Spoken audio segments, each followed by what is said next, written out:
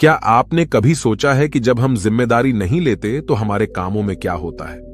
अक्सर हम अपनी क्षमताओं को कमजोर समझकर या डर और संदेह के चलते किसी चीज को करने से पीछे हट जाते हैं, बिना उसे आजमाने का मौका देने का। लेकिन क्या हम यह सोचते हैं कि ऐसे मौके पर हम कितना बड़ा मौका खो देते हैं? इस वीडियो में हम देखेंगे कि जब हम जिम्मेदारी से मुकरते हैं तो हम स्वयं को, अपने पूरे पोटेंशियल को पहचानने और प्राप्त करने का मौका बर्बाद करते हैं। जिम्मेदारी लेने के बजाय हम अपने कामों को अधूरा छोड़कर स्वयं को नकारने से बचते हैं और इससे हमारे जीवन में निरंतर संकोच और आत्म संकट की भावना बनी रहती है। ये वीडियो आपको यह सिखाएगा कि जब हम खुद पर और अपनी क्षमताओं पर विश्वास करते हैं तो हम किसी भी चुनौती का सामना कर सकते हैं और कैसे हमारे कामों में चमत्कार हो सकता है। तो चलिए बिना किसी देरी के कहानी शुरू करते हैं। एक छोटा सा गांव था। उस गांव में एक व्यक्ति रहा करता था। उस व्यक्ति को भी यही तकलीफ थी।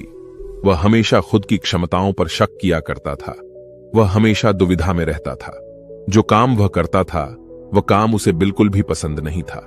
वह तो उस काम को केवल मजबूरी में किया करता था ताकि उसका घर परिवार आसानी से चल सके, उन्हें 2 वक्त की रोटी मिल सके, उनका पेट भर सके। और वह हमेशा सपनों में ही खोया रहता कि किसी न किसी दिन उसे बहुत सारा धन मिल जाएगा और वह उस नगर का सबसे अमीर आदमी बन जाएगा। उसके पास वह सब कुछ होगा जो एक धनी व्यक्ति के पास होता है। सारी सुख सुविधाएं होंगी। उसके पास किसी चीज की कोई कमी न होगी। मन में यही ख्याल लिए वह हमेशा अपने भगवान की पूजा किया करता।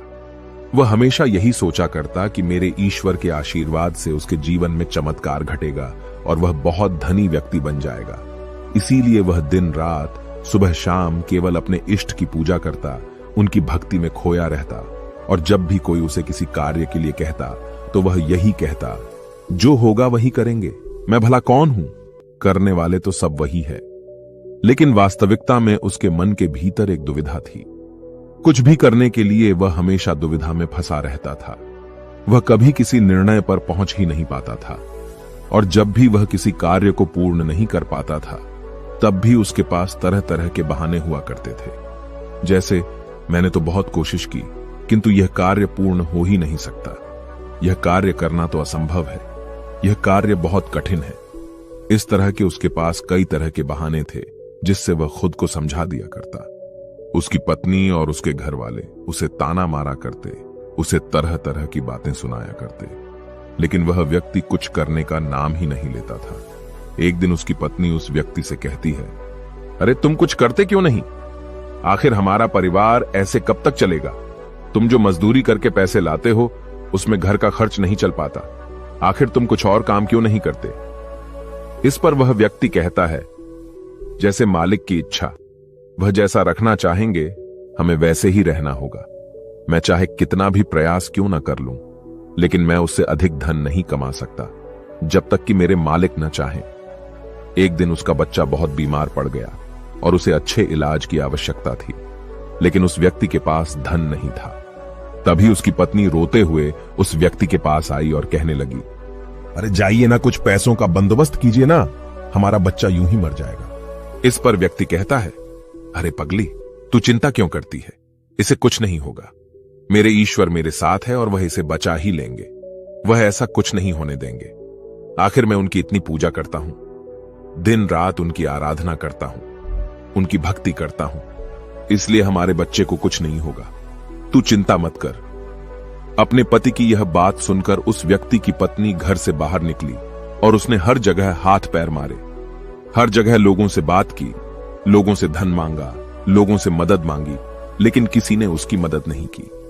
उसे कहीं से भी धन नहीं मिला और थक हार कर वो घर वापस आ गई।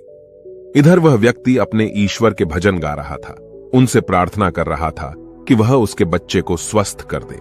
बच्चा पीड़ा के कारण लगातार रोए जा रहा था। उसकी पीड़ा असहनीय होती जा रही थी, जिस कारण उसका चीखना चिल्लाना और भी बढ़ता जा रहा था। काफी समय तक वह बच्चा चीखता चिल्लाता रहा, लेकिन उस व्यक्ति को तनिक भी फर्क नहीं पड़ा और अचानक उस बच्चे का चीखना चिल्लाना बिल्कुल शांत हो गया। जैसे ही उस बच्चे की आवाज बंद हुई, यह देखकर वह व्यक्ति सोचने लगा कि लगता है मेरे प्रभु ने मेरे बच्चे को ठीक कर दिया। उसने प्रभु का धन्यवाद किया और कहा, मैं जानता था आप मेरे बच्चे को जरूर स्वस्थ कर देंगे। आखिर मैं आपकी इतनी पूजा करता हूं, आपकी इतनी आराधना करता हूं। मैं जानता था आप मेरा साथ कभी नहीं छोड़ेंगे। अपने बच्चे की आवाज न आती हुई देख उसकी पत्नी उस बच्चे के पास पहुंची और जोर से चिल्लाकर उस बच्चे को उसने अपने गले से लगा लिया और जोर जोर से रोने लगी। तब जब उसने यह सब देखा तो उस व्यक्ति को यह एहसास हो चुका था कि उसके भगवान ने उस बच्चे को नहीं बचाया था, बल्कि अब उसका बच्चा इस दुनिया में नहीं रहा। और जब उसे एहसास हुआ तब उसे बहुत गहरा धक्का लगा। उसे यह समझ नहीं आ रहा था कि आखिर यह कैसे हो सकता है। वह तो अपने प्रभु की इतनी भक्ति करता है, इतनी आराधना करता है, फिर आखिर यह सब कैसे हो गया। उसके मन में ऐसे कई प्रकार के प्रश्न उत्पन्न हो रहे थे और उन प्रश्नों को लेकर वह यहां वहां भटकता रहा। और ऐसे ही कई दिन बीत गए। दिन के बाद हफ्ते और हफ्तों के बाद महीने बीत गए, लेकिन अब तक उसे उसके प्रश्नों का कोई उत्तर नहीं मिला था। जब भी किसी से इसके बारे में बात करता तो हर कोई उसे केवल एक ही जवाब देता कि लगता है तुम्हारी भक्ति में कोई कमी रह गई थी। शायद इसी कारण ईश्वर ने तुम्हारी नहीं सुनी। लेकिन उसे किसी की बात पर कोई यकीन नहीं था। उसे उस जवाब से कोई संतुष्टि नहीं मिल रही थी। वह अपने बच्चे को खोने के कारण बहुत तकलीफ में था। मन ही मन वह पूरी तरह से टूट चुका था। एक दिन वह किसी मार्ग से होता हुआ कहीं जा रहा था, लेकिन तेज धूप के कारण वह एक पेड़ की छांव में बैठ गया और वहां पर बैठकर अपने बच्चे को याद करके जोर जोर से रोने लगा। उसी मार्ग से एक साधु होकर गुजर रहे थे। उन्होंने जब उस व्यक्ति के रोने की आवाज सुनी तो वह उसके पास पहुंचे और उस व्यक्ति से कहते हैं, क्या बात हो गई? आखिर तुम इतने जोर जोर से इस तरह रो रहे हो? क्या कोई संकट आन पड़ा है? आखिर क्या बात है, मुझे बताओ। इस पर उस व्यक्ति ने अपनी सारी बातें उन साधु को बता दी और साधु से कहता है, हे गुरुवर, आखिर इसने मेरी क्या गलती है? आखिर मैंने क्या किया? मेरी पत्नी मुझे मेरे बच्चे की मौत का जिम्मेदार ठहराती है। आप ही बताइए, भला मैं अपने बच्चे को क्यों मारना चाहूंगा? मैं तो बस ईश्वर से उसकी सलामती के लिए दुआ मांग रहा था। तो क्या मैंने गलत किया है? तभी उन गुरुवर ने उस व्यक्ति से कहा, यदि तुम्हारे बच्चे को इलाज मिल जाता तो क्या वह ठीक हो जाता? इस पर वह व्यक्ति कहता है, हां, अवश्य ठीक हो जाता। तभी वह साधु उस व्यक्ति से कहते हैं, तो आखिर तुमने इलाज क्यों नहीं करवाया? इस पर व्यक्ति कहता है, गुरुवर, मेरे पास इतना धन नहीं था कि मैं उसका इलाज करवा सकूं। तभी गुरुवर उस व्यक्ति से कहते हैं, तुम्हारे पास धन क्यों नहीं था? तभी वह व्यक्ति इसका जवाब देते हुए कहता है, गुरुवर, जहां मैं काम करता हूं वहां पर मुझे बहुत ही कम तनख्वाह मिलती है और इससे मेरा घर बड़ी मुश्किल से चल पाता है। ऐसे में मैं भला अधिक धन कहां से जोड़ सकता हूं? तभी वह व्यक्ति से कहते हैं, यदि तुम्हारी बच्चे की मृत्यु धन न होने के कारण हुई है तो तुम ईश्वर को क्यों दोष दे रहे हो? उसने तो नहीं कहा था कि तुम अधिक धन मत कमाओ। उसने तो तुमसे नहीं कहा था कि तुम वहीं पर काम करते रहो जहां पर तुम्हें कम तनख्वाह मिलती है। ईश्वर ने तो तुमसे नहीं कहा था कि तुम मेरे भरोसे बैठो। यह सुन वह व्यक्ति थोड़ा सा अचरज में पड़ गया। उसने उन साधु से कहा, गुरुवर, तो क्या हमें ईश्वर की मदद नहीं मांगनी चाहिए? क्या हमें उनकी पूजा आराधना नहीं करनी चाहिए? तभी वह व्यक्ति से कहते हैं, तुम्हारा ईश्वर कोई और नहीं बल्कि तुम्हारे भीतर है। वह तुम्हारी आंखों से देखते हैं, तुम्हारे ही हाथों से कार्य करते हैं, तुम्हारे ही पैरों से चलते हैं, और जब तुम्हें कुछ करने के लिए तैयार न हो तो वह तुम्हारी मदद कैसे कर सकते हैं? तुमने ही अपने ईश्वर को हाथ पर हाथ धरे रखने के लिए मजबूर कर दिया है। तभी वह व्यक्ति उनसे कहता है, ठीक है, आपकी बातें बड़ी कड़वी लग रही हैं, लेकिन जो कुछ भी आप कह रहे हैं वह सब सत्य है। कहीं ना कहीं मैं अंदर से जानता था कि मैं ही अपने बच्चे की मौत का जिम्मेदार हूं। यदि मैंने थोड़ा और धन जुटा लिया होता, यदि मैंने थोड़ी सी मेहनत की होती, लोगों से मदद मांगी होती, तो अवश्य ही आज मेरा बच्चा जिंदा होता, मेरे साथ होता। इतना कहकर व्यक्ति जोर जोर से रोने लगा। कुछ देर रोने के बाद फिर से शांत होकर गुरु से कहता है, गुरुवर, जब भी मैं कोई कार्य करने जाता हूं तो मेरे पास इतने साधन नहीं होते थे, न ही धन होता था, न ही किसी का सहयोग मिलता था, और जब भी मैं कोई कार्य करने जाता तो मेरे मन में एक शंका होती, एक संकोच होता कि क्या मैं इस कार्य को कर सकूंगा या नहीं। तभी वह साधु उस व्यक्ति को एक पेड़ की तरफ इशारा करके कहते हैं, क्या तुम पेड़ पर चढ़ना जानते हो? व्यक्ति कहता है, नहीं गुरुवर, मैं आज तक कभी भी पेड़ पर नहीं चढ़ा और न ही मैं पेड़ पर चढ़ना जानता हूं, किंतु आप मुझसे यह क्यों पूछ रहे हैं? इस पर वह साधु कहते हैं, अभी बताता हूं। उन्होंने पास में बैठे हुए एक कुत्ते को एक पत्थर मारकर क्रोध दिलाया और वह तुरंत ही पास वाले पेड़ पर चढ़कर बैठ गए। और अब उस कुत्ते के सामने वह व्यक्ति था। उस कुत्ते ने क्रोधित होकर उस व्यक्ति को दौड़ाया। उस व्यक्ति को कुछ समझ नहीं आ रहा था, वो बस तेजी से भागता जा रहा था। तभी उसे अचानक एक पेड़ नजर आया। वह व्यक्ति उस पर जाकर तुरंत चढ़ बैठा। कुछ देर बाद जब कुत्ता वहां से शांत होकर चला गया, तब साधु उस व्यक्ति के पास आए और उस व्यक्ति से कहते हैं, क्या हुआ? तुम तो कह रहे थे कि तुम्हें पेड़ पर चढ़ना नहीं आता, फिर तुम इस पेड़ पर कैसे चढ़ गए? इस पर व्यक्ति कहता है, गुरुवर न जाने क्यों, लेकिन अचानक ही मैं इस पेड़ पर चढ़ बैठा। मैं नहीं जानता ये मैंने कैसे किया, लेकिन मुझे अपनी जान बचाने के लिए यह करना ही पड़ा। इस पर वह साधु तो मुस्कुराने लगे और उस व्यक्ति से कहते हैं, मजबूरी व्यक्ति से सारे काम करा लेती है, फिर चाहे वह उसे कार्य पसंद हो या ना हो। जब तुम्हारी जान पर बन आई तो तुम इस पेड़ पर चढ़ बैठे। आखिर उस वक्त तुमने अपने ईश्वर को क्यों नहीं याद किया? तुम्हें उन्हें अपनी मदद के लिए क्यों नहीं बुलाया? तुम चाहते तो वहीं पर बैठकर अपने ईश्वर को याद कर सकते थे, उन्हें अपनी रक्षा के लिए बुला सकते थे, लेकिन तुमने ऐसा नहीं किया। तुम अपनी जान बचाने के लिए उस पेड़ पर बड़ी सरलता से चढ़ गए, क्योंकि बात तुम्हारी जान की थी। लेकिन जब तुम्हारे बच्चे की जान दांव पर लगी थी, तब तुम ईश्वर से आराधना कर रहे थे, उनसे प्रार्थना कर रहे थे कि वह तुम्हारे बच्चे की जान बचा लें। तुम अपने जिम्मेदारी से भाग रहे थे, पर अगर तुम उस जिम्मेदारी को निभाते तो आज हालत कुछ और होती। उन साधु की ऐसी कड़वी बातें सुनकर व्यक्ति मन ही मन और दुखी हो गया। वह जोर जोर से फूट फूट कर रोने लगा और कहता है, गुरुवर, आप सत्य कहते हैं, मैं ही अपने बच्चे की मौत का जिम्मेदार हूं। मुझे ऐसा नहीं करना चाहिए था, मुझे और अधिक धन जोड़ना चाहिए था। यदि मैंने ऐसा कर लिया होता तो मैं आज अपने बच्चे को बचा पाता, लेकिन अब क्या करूं, मुझे कुछ समझ नहीं आ रहा। इस पर साधु उस व्यक्ति से कहते हैं, जो हो गया उसे मिटाया नहीं जा सकता, किंतु जो होने वाला है उसे बनाया अवश्य जा सकता है। इसलिए अपने बहानों से ऊपर उठो, अपने संकोच को मन से मिटा दो और किसी भी कार्य को शुरू करने से पहले तुम्हारे मन में दुविधा उत्पन्न होती है, उसे पूरी तरह से समाप्त कर दो। फिर देखना, तुम जैसा चाहोगे वैसा ही होगा। तुम जो हासिल करना चाहोगे तुम उसे हासिल कर पाओगे। तुम्हारा मन मजबूत होने लगेगा। मैं दुविधा से ऊपर उठकर साफ और स्पष्ट तौर पर निर्णय ले सकेगा।